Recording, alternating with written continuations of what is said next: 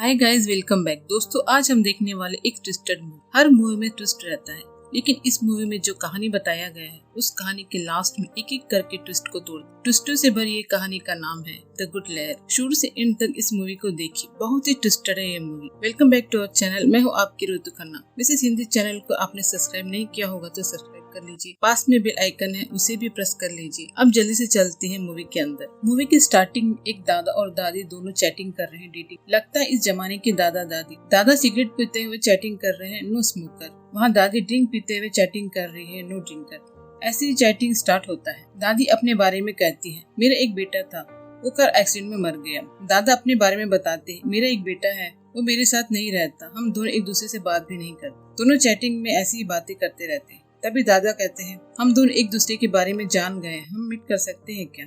दादा और दादी शाम की सुहाने समय एक शानदार रेस्टोरेंट में दोनों मिलकर। दादा और दादी बहुत सी डेटिंग किए हैं अपने पार्टनर के लिए, लेकिन इस डेटिंग में दोनों को लगता है जिस पार्टनर की वे तलाश करते शायद ये दोनों वही। दोनों एक दूसरे के बारे में सोचते। चैटिंग के वक्त दोनों अपना नाम दूसरा बताया। अभी ये दोनों एक अच्छे रिश्ते में बनने वाले। दादी अपना नाम पेटी बताती है, दादा का नाम रॉय बताते। दोनों बाहर आते हैं। पेटी का पोता स्टीफन दादी के लिए वेट करता है। दादी कहते, ओके मैं आपको कॉल करूँगी। दादी चली जाती है। दादा दादी को टाटा करते हुए एकदम स्वीट चॉकलेट बॉय जैसे दिखते हैं। दादी के जाते ही एक टैक्सी में बैठते हैं। अगले सीन में जेंटलमैन रोमांटिक दादा अब एकदम डॉन जैसे दिखते हैं। एक बार में जाते हैं, उनके लिए उस बार में कुछ लोग वेट कर रहे हैं। ये दादाजी साधारण दादा नहीं हैं, इलीगल बिजनेस करके पैसा कमाने वाले दादा। इस बिजनेस में दो नए आदमी आए हैं। उनसे दादा कहते हैं कि ये बिजनेस इलीगल है, एक हफ्ते में अपना पैसा डबल हो जाएगा। अपन लोग 50 पाउंड इन्वेस्ट कर रहे हैं। कल एक रशियन इन्वेस्टर आने वाला है, वो अपने हिस्से का 8 लाख पाउंड इन्वेस्ट कर रहा है। ये डील अच्छे से होगा।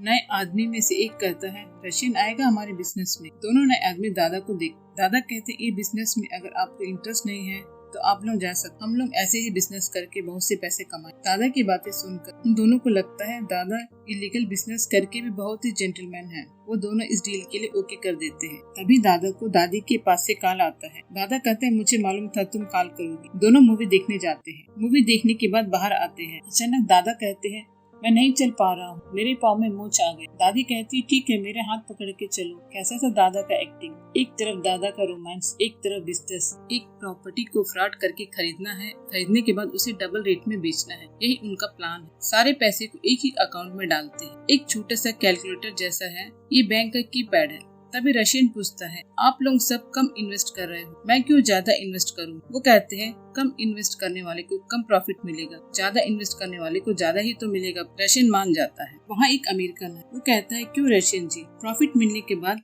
आधा प्रॉफिट पुतिन को दोगे क्या? उसके शहर के प्रेसिडेंट के बारे में मजाक कर। रशियन गुस्सा हो जाता है और कहता है, मैं इस बिजनेस में इन्वेस्ट नहीं करूंगा, और वहाँ से चला जाता। वहाँ एक आदमी अमेरिकन को डांटता है, अच्छा चल रहा था, तुम्हारे कारण खराब हो गया। तुम ही दिखने में ड्रम जैसे दिखते हो, तुम उसके प्रेसिडेंट के बारे में बोल रहे हो। वहाँ सब लोग उस अमेरिकन को डांटते हैं। तभी दादा कहते हैं, ठीक है तुम लोग टेंशन मत लो, मैं देख लूँ। यहाँ बिजनेस में प्रॉब्लम चल रहा है। वहाँ दादी के साथ उनका रोमांस। दादा एक रेस्टोरेंट आते हैं। दादी वहाँ उनसे मिलने आती है। रेस्टोरेंट बंद रहता है। दादी को देख दादा एक्ट करते हैं, मैं चल नहीं पा रहा हूँ। दादी कहती, कोई बात नहीं, अपन कार में जाएंगे। दादा कहते हैं, नई कार लोन में खरीदी हो क्या? महीने महीने लोन पटाना बड़ा मुश्किल का काम है। दादी कहती है, लोन में मैंने नहीं खरीदा, मैंने फुल कैश देकर खरीदा है। दादा हैरान होकर कहते, फुल कैश देकर खरीदी हो तुम? दादी उस कार में दादा को अपने घर लेकर जाती। दोनों बहुत खुशी से डिनर करते हैं। तभी वहाँ स्टीफन आ जाता है। वो सोचता है 2 दिन में दादी उस बुड्ढे को अपने घर लेकर आ गई है। पास आकर कहता है, दादाजी आप घर चलोगे, मैं आपको छोड़ देता हूँ। दादा समझ गए कि घर से बाहर भेजने के लिए ऐसा कह रहा है। स्टीफन ऐसा कहने से दादी को भी बुरा लगता है। दादा कहते, ठीक है मैं चलता हूँ। तभी दादी कहती है, मैं भी आती हूँ आपको ड्रॉप करने। दादा के घर आ जाते। दादा गाड़ी से उतर के एक्टिंग करते हुए धीरे धीरे अपने घुटने को पकड़ के जाते। दादी कहती है, आप कौन से फ्लोर में रहते हो? वो कहते हैं, 4th फ्लोर में, यहाँ का लिफ्ट भी खराब है। दादी कहती, आप कैसे उतनी दूर चल पाओगे? आप मेरे घर में रह सकते हो। दादी के ऐसे बोलने से स्टीफन दादी को आवाज देता है। वो कहती, तुम चुप रहो, तुम PhD कर रहे हो, हफ्ते में एक बार ही घर आते हो, आप चलिए मेरे घर। दादा अपना बोरिया बिस्तर उठा के आ जाते हैं। घर पहुंचते ही स्टीफन गुस्से से बैग को फेंक कर वहाँ से चला जाता है। सवेरे दादा स्टाइल से सिगरेट पीते हुए बाहर खड़े हैं। तभी रोड में एक सिल्वर कलर की कार खड़ी रहती, उसमें बैठा आदमी दादाजी को घूरता है, फिर वहाँ से चला जाता है।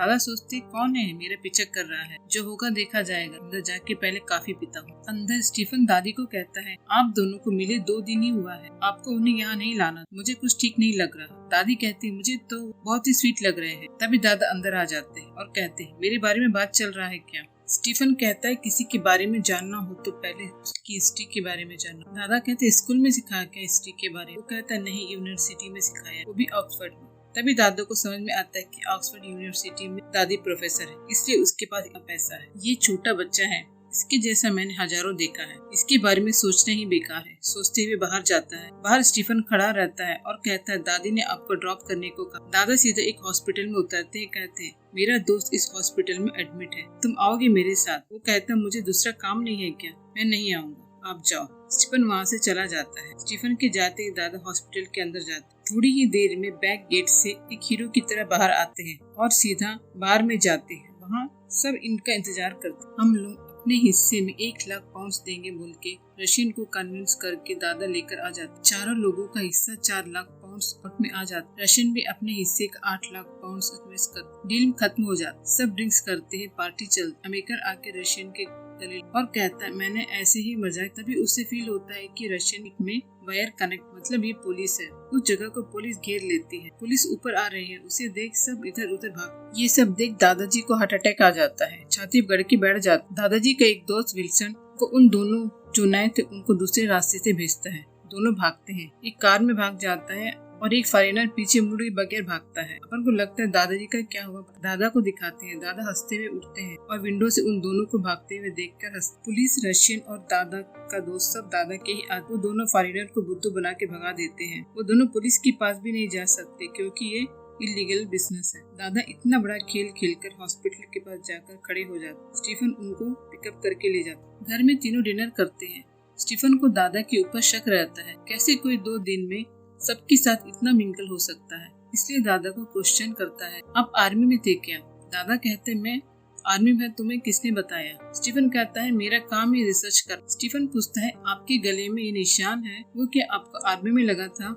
दादा एकदम उदास होकर कहते सबकी जिंदगी में खुशी आती है, दुख आती है, ये मेरा दुख भरा कड़वा, उसे मत पूछो। दादी ये सब सुन के दादा के ऊपर और इम्प्रेस होती और कहती है बहुत ही स्वीट है ये। स्टीफन दोनों को बाय बोल के चला जाता। वहाँ सामने वही सिल्वर कार खड़ी रहती। इन दोनों को देखती गाड़ी चली जाती। दादा दादी से इस कार के बारे में पूछते हैं। वो कहते मैंने कभी नहीं देखा है इस कार, होगा कोई, चलो अंदर चल। अगले दिन दादा अपने दोस्त विंसेंट से मिलते और कहता है अपना प्लान सब कैसा चल रहा है, वो फॉरेनर वापस आए क्या। विंसेंट कहता है कैसे वापस आए, अपना प्लान कभी फेल हुआ है क्या। वो दोनों फॉरेनर सोच रहे होंगे कि अब सब पुलिस की कस्टडी में होंगे। दोनों डरपोक के भाग गए होंगे दूसरे शहर। दादा कहते एक प्रॉब्लम है, चलो। वो पूछता है क्या प्रॉब्लम। वो कहते आओ मैं बताता हूँ। वो सीधे मटन शॉप ले जाते। उस शॉप के पीछे गेट से अंदर जाते। वहाँ वो रशियन है, ये मटन काटने वाला, ये एक प्रॉब्लम कर रहा है। इतने दिन एक्टिंग का पैसा लेके चले जाता था, अब शेयर मांग। दादा उससे कहते हैं तुम किससे बात कर रहे, वो कौन है, इससे पहले वो कौन, उसका बैकग्राउंड क्या है,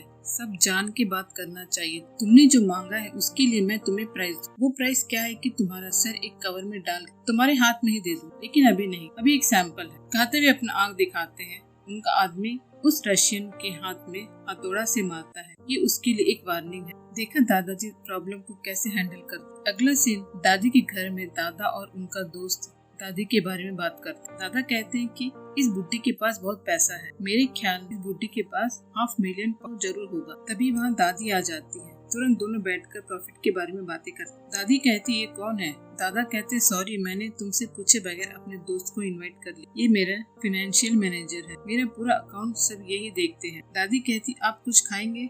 वो कहते नहीं, मैं आते समय खा के आया। दादी के सामने बातें करते हैं। उनका दोस्त कहता है आपने मुझे यहाँ आपकी प्रॉपर्टी किसी के ऊपर लिखने वाले कहा, क्यों आप ऐसा कर रहे हैं। दादा कहते हैं मेरी पूरी जायदाद का आधा हिस्सा बेटी को मिलना चाहिए, मेरी बात यही मेरी वारिस है। तुरंत बेटी कहती है नहीं नहीं, मेरे ऊपर नहीं लिख सकती, आपका एक बेटा है। वो कहते हैं मेरी जायदाद की फूटी कौड़ी भी उसको नहीं दूंगा। दादी कहती लेकिन रॉय आप मेरे ऊपर भी नहीं लिख सकते, मेरे पास बहुत सारे पैसे हैं, मेरे पति ने मेरे लिए बहुत कुछ छोड़ा है, ये घर भी मेरे नाम है और मुझे क्या चाहिए। तभी दादा का दोस्त पूछता है तो फिर आप अपना पैसा इन्वेस्ट कर सकते हो, आपको ज्यादा पैसा मिलेगा। आपके पास कितना पैसा हो। दादी कहती है 2.5 मिलियन हो। दोनों एक दूसरे को देख 2.5 मिलियन। दादा का दोस्त कहता है बस, अगर आप इन्वेस्ट करोगे तो 5 साल में डबल हो जाएगा। कुछ प्लान बताता है। फिर कहता है सर इस प्लान में इन्वेस्ट करें, अगर आप भी इनके साथ एक ही अकाउंट में मेंटेन करोगे तो ट्रांजैक्शन फीस कम होगा। दादी कहती अच्छा प्लान है लेकिन मुझे इंटरेस्ट नहीं है।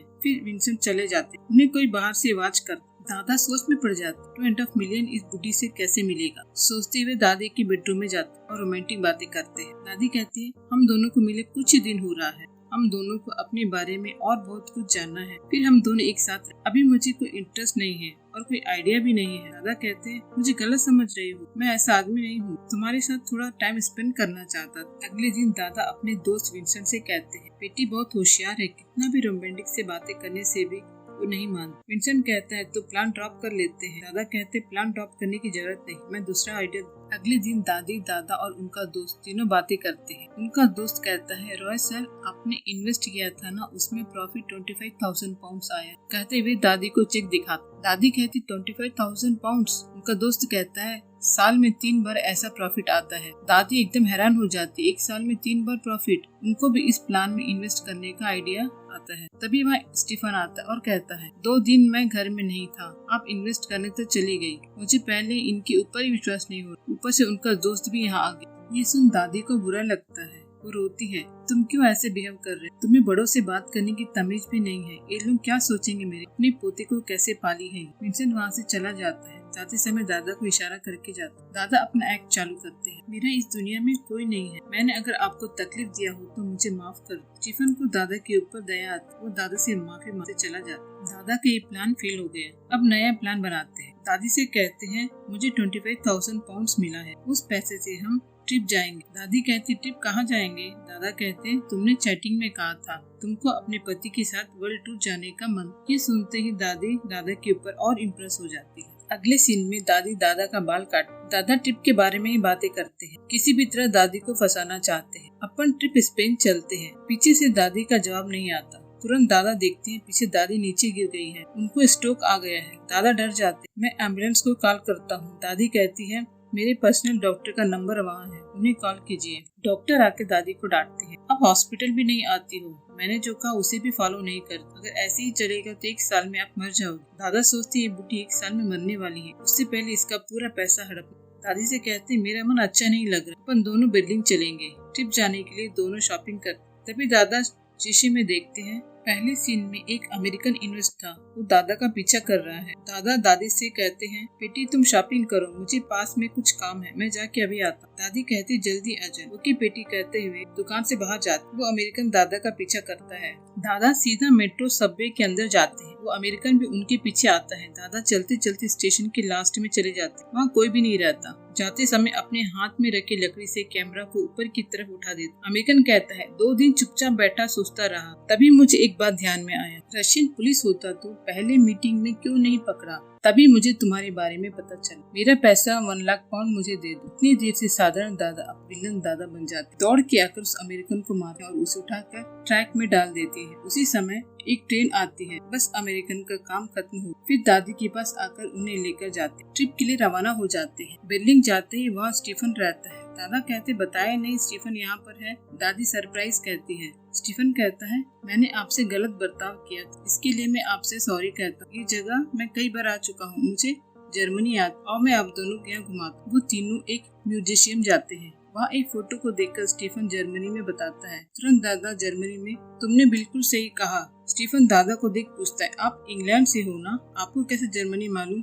दादा कहते मैंने कब जर्मन से कहा, मेरे मुंह से ऐसे ही कुछ निकल गया, उसे तुम लोग जर्मन समझ लिए हो। दादा कहते मेरा तबीयत कुछ ठीक नहीं लग रहा, मैं होटल जाता, तुम दोनों घूम के आओ। दादी कहती है आप होटल में रेस्ट कीजिए, मैं अकेले घूम के आती हूँ। दादा इन लोगों से पीछा छुड़ाने के लिए होटल चले जाते। दादी एक पुराने घर को देखती है, वो घर बहुत ही बड़ा बंगला जैसे रहता है, उसे ही देखती रहती है। यहाँ दादा रूम में बैठ के किताब पढ़ रहे हैं, वो भी जर्मन बुक, मतलब दादा को जर्मन आती है। तभी दादी वहाँ आ जाती है, उनके हाथ में खून लगा रहता है। दादा अपना एक्ट चालू कर, क्या हुआ बेटी तुम्हें। दादी कहती है मैं नीचे गिर गई। दादा बहुत प्यार से दादी के हाथ में दवाई लगाते, फिर हाथ में किस कर। दादी तो पहले ही दादा को बहुत पसंद थी। दादा को इस तरह से उसे केयर करना देख बस अब दादा के ऊपर और ज्यादा प्यार आ जाता। सवेरे दादा दादी घूमने निकल, तभी वहाँ स्टीफन आ जाता। उसे देख दादा सोचते हैं इस लड़के को दूसरा काम ही नहीं है, जब देखो पिटी के साथ ही चिपका रहता, मेरा काम भी अब और मुश्किल होते जा रहा है। स्टीफन कहता है मुझे रास्ते में थोड़ा काम है, मैं वो काम खत्म कर लेता हूँ, फिर अपन तीनों घूमने जाएंगे। कार एक मेंशन के पास रुकता है। उस मेंशन को देखते ही दादा का चेहरा ही बदल जाता है। स्टीफन कहता है मैं रिसर्च के लिए यहाँ आया हूँ, अंदर आओ। दादा कुछ सोचते हुए ही अंदर आते। दादा अंदर आते स्टीफन कहता है लास्ट टाइम जब आप यहाँ आए थे अब थोड़ा चेंज हो गया है ना। दादी कहती क्यों हमेशा तुम दादा के पीछे पड़े रहते। वो कहता है रुको दादी, दादा को आंसर करने। क्यों मिस्टर रॉय, इस जगह को देखे लग रहा है। दादी कहती तुम अभी भी दादा के ऊपर शक करते हो, वो बहुत अच्छे इंसान है। स्टीफन दादा से पूछता आप ब्रिटिश आर्मी में थे ना, फिर आप यहाँ क्या कर रहे थे। यहाँ इस जगह में आपको गले में चोट लगी थी। दादी कहती है वार के समय उनको चोट लगी होगी। स्टीफन कहता है वार खत्म होने के 3 साल बाद ये इंसान यहाँ आया था, तभी उनको यहाँ चोट लगी थी। स्टीफन दादा के बारे में रिसर्च करने के बाद उसे बहुत कुछ मालूम हुआ। दादा बताना चालू करते अपनी कहानी। हिटलर के मरने के बाद उनके सिपाही को पकड़ लिया गया था। कुछ सिपाही लोग इधर उधर छुपे हैं, हम लोग उन लोगों को पकड़ने के लिए इधर आए थे। रॉय को जर्मनी नहीं मालूम, इसलिए वो एक ट्रांसलेट जिसका नाम हंस था उसे साथ में लेकर आए। उन्हें खबर मिली थी कि यहाँ हिटलर का एक आदमी छुपा है, उसे पकड़ने आए हैं। हंस कहता है आप कुछ मत कहना, मैं उस आदमी से बात करूँ। मैं एक जर्मनी हूँ करके हिटलर के आदमी मार्टिन से बात करूँ। मार्टिन इन दोनों उनके गैंग का आदमी समझ लेता, वो उनको कॉफी के लिए पूछता है। रॉय अपनी भाषा से उससे बात कर देते हैं। वो आदमी समझ जाता है कि ये लोग उसे पकड़ने आए। वो चाकू हंस के गले में रखता है। रॉय अपना गन नीचे रखता है। तीनों उस गन के लिए फाइट करते हैं। मार्टिन के पास गन आ जाता है, वो दोनों को शूट करके वहाँ से भाग जाता है। दादा ये सब स्टीफन को बताते, फिर कहते हंस वहीं मर गया, मैं बच गया, मेरी दर्दनाक जिंदगी बड़ी मुश्किलों से जी रहा हूँ। दादी कन्विंस हो जाती। स्टीफन कहता है मार्टिन 3 दिनों में पकड़ा गया था। उसने अपने बयान में बताया था उसने किसको मार डाला और कौन बच गया। आप मुझसे झूठ बोल रहे हो, मैंने रिसर्च करके सब पता लगा लिया है। दादा ये सुन पसीना पसीना हो जाते हैं। फिर एक ट्विस्ट बता, दादा रॉय नहीं है, जो ट्रांसलेटर था वो हंस ही दादा। रॉय एक सोल्जर था। मार्टिन रॉय को मार के भाग जाता है, गोली हंस के हाथ में लग वो बच जाता। दादा बिल्डिंग के हैं। वार में उनकी फैमिली खत्म हो जाती। वो एक जर्मनी थे, उनका जीवन ट्रांसलेट करके ही बिता रहे थे। उन्हें अपनी जिंदगी को बदलना था। एक अच्छा चांस मिला, उस चांस को वो मिस नहीं करना चाहता। रॉय और हंस का चेहरा मिलता जुलता था। वो रॉय का सारा सामान लेकर उनका यूनिफॉर्म पहनकर बिल्डिंग से इंग्लैंड चले जाते। इतने सालों से हंस रॉय के नाम से ही जी रहे हैं। स्टीफन की रिसर्च में ये सब मालूम पड़ता। वो कहता इसलिए मैंने इस जगह इस आदमी को लेकर आया हूँ। दादा अपना एक्टिंग चालू कर, मैंने क्या किया है, मेरी फैमिली उस वार में मर गई, मैं अकेला बड़ी मुश्किलों से अपना जीवन बिता रहा था। मैंने थोड़ी ना उस रॉय को मारा, मैंने तो उसका आईडी फाइल लिया है बस। तुम्हारी रिसर्च में मेरे ऊपर कोई भी क्रिमिनल रिकॉर्ड है, मैंने एक भी गलत काम नहीं किया। इन 60 सालों में रॉय के नाम से एक इज्जतदार और शरीफ आदमी की तरह जी रहा हूँ। अब स्टीफन के पास कहने के लिए कुछ भी नहीं रहा। फिर भी वो कहता है दादी ये आदमी एक फ्रॉड है, इस आदमी की बातों पर यकीन मत करो।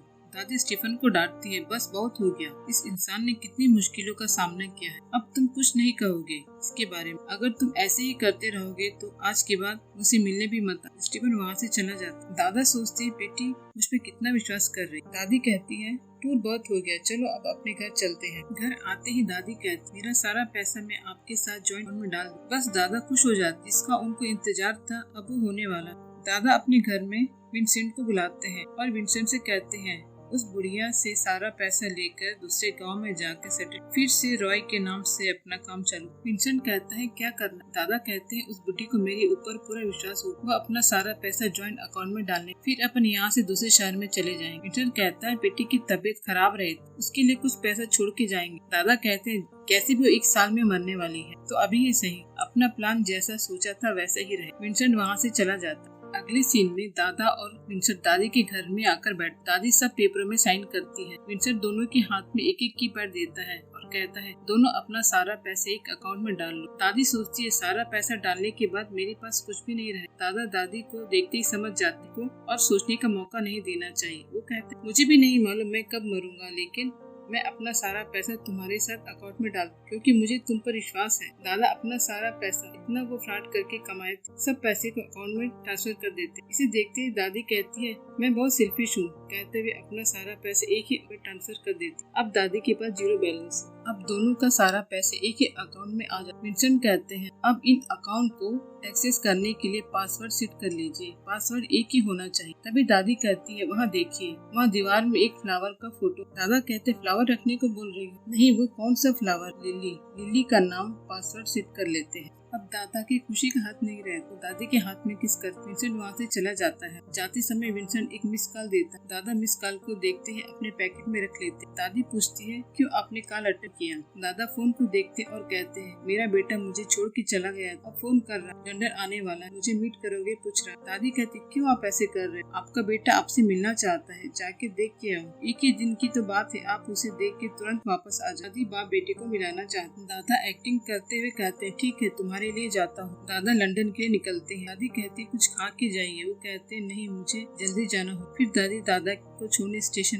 दादा दादी से रोमांटिक बातें करते, इस दुनिया में तुम ही मेरे लिए, अगर तुम नहीं होती तो मेरा क्या हो। ट्रेन आते ही ट्रेन में चढ़ जाते। दादा अपने बेटे को देखने जा रहे हैं करके दादी सोचती। यहाँ लंदन में दादा एक होटल में बैठे टेस्ट कर और कहते बुढ़िया ने कितना समय बर्बाद कर दिया मेरा, ठीक है सारा पैसा अपने अकाउंट में डाल। दादा बैग में कीपैड को देखते हैं, उसमें कीपैड नहीं रहता। जल्दी में दादी के घर में कीपैड को छोड़ आए हैं। दादा एकदम घबराने लगते हैं, उनका शरीर कांपने लगता है। दादी का पैसा ही नहीं बल्कि उस अकाउंट में दादा का सारा पैसा है। तुरंत विंसेंट को फोन लगाते हैं, उसका फोन ऑफ रहता है। बैंक में फोन लगाते हैं और कहते हैं मैं जल्दी में अपना कीपैड घर में छोड़ आया, अभी मुझे पैसा ट्रांसफर करना है। बैंक से कहते हैं कोई बात नहीं, आप कहाँ हैं बताओ, हम लोग नए कीपैड को भेज देते हैं। नई कीपैड कब आएगी।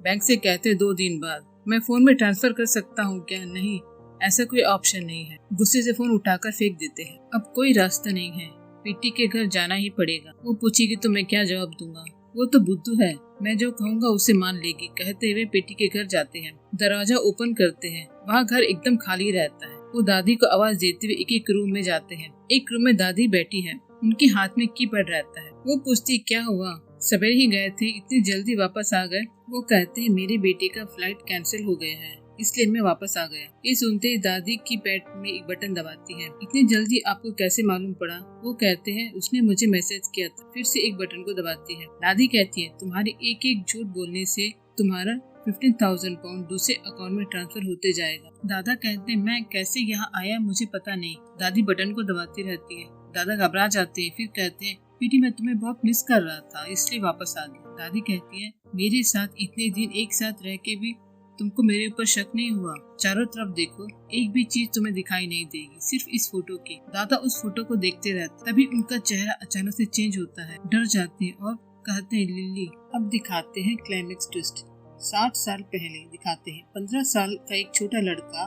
ये है हमारे दादाजी हंस। हंस एक बड़े रईस घर में जाता। हंस को इंग्लिश आती है, यहाँ के लोग जर्मनी है। हंस इस घर में लिली को इंग्लिश सिखाने जाती। लिली इस घर की छोटी लड़की है। ये लिली अपनी दादी बेटी है। लिली हंस को पसंद करती है। किस कदर उस हंस को चाहती है कि हंस का बाल अपने लॉकेट में रखती है। हंस को प्रपोज करने के लिए वो अंदर रिहर्सल कर रही है, इसलिए सर्वेंट हंस को बाहर ही बैठा बोर होता है। वो उठकर दूसरे रूम में जाता है। वहाँ लिली की बड़ी बहन लोग डांस कर रहे हैं। हम दूर से खड़े होकर उन 3 बहनों को देखता है। तभी उसमें से एक बहन आकर हंस से कहती हंस तू मेरे साथ डांस करेगा। वो डांस करते हुए उस लड़के को किस करता है। हंस इस 15 साल में कितना कमीना और जल्लाद है। लिली की बहनें डांट के उसे भगा देती है। वो गुस्से से लिली को देखने जाती। लिली हंस को प्रपोज करती है। वो अभी उनकी बहनों से डांट खाकर आया, उनके पास इसका चाल नहीं चला। लिली प्रपोज करते ही वो उस छोटी सी लड़की को रेप कर देता है और चुपचाप वहाँ से बाहर आकर खड़ा हो जाता है जैसे कुछ भी नहीं हुआ। लिली की बहन उनके पिता से कह देती है कि हंस ने उसे किस किया है। उनके पिताजी पूछने के लिए हंस को नीचे बुलाते। लिली ने अपने पिताजी को कुछ नहीं बताया, लेकिन उसे पता चलता है कि हंस ने उसकी बहनों के साथ गलत किया। वो टूट जाती है। उसके पिताजी हंस को मार के भगा देते हैं। बाहर जाके हंस लिली के पिताजी के बारे में पुलिस से कंप्लेंट करते कि जर्मनी का रहस्य बाहर भेजकर पैसा कमाते हैं। पुलिस आकर लिली के पिताजी को फांसी की सजा दे देती है। फिर उसकी माँ फांसी लगाकर मर जाती है। लिली की बहनों को सोल्जर बहुत कष्ट देते हैं। दादी कहती है मेरी बहन जो रानी की तरह रहती थी उन्हें नौकरानी बना के रखा था सोल्जर ने। फिर जिस बिल्डिंग में वो तीनों रहती थी वहाँ बम डाला गया, वो तीनों मर गई। मैंने तुमसे प्यार किया था, इसका नतीजा मेरा पूरा परिवार